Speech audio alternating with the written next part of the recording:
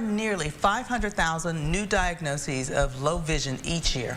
February is known as Low Vision Awareness Month, and as KLTV7's Avery Niles reports, low vision is more common than you might think.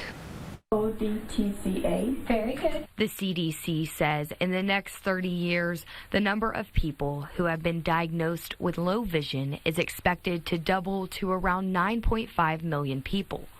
Dr. Harshie Baines with Tyler Retina Consultants says low vision is described as vision loss often caused by eye diseases. Some of the most common diseases we experience in our area is macular degeneration and diabetic retinopathy. And we've had some game-changing treatments in both of those arenas. Low vision differs from visual impairment and blindness, being that low vision is less serious.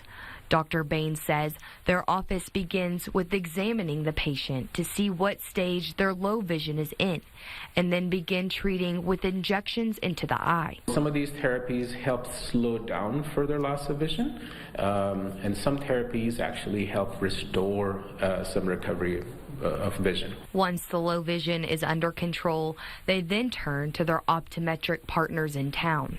He says this month is important to highlight the topic to identify the beginning stages of low vision before it gets where it can't be corrected. If you're looking out and you see straight lines or wavy, or you see a new dark spot in your vision, that can be from macular degeneration, or if you see some flashing lights or shadows or curtains in your vision. Avery Niles, KLTV7 News.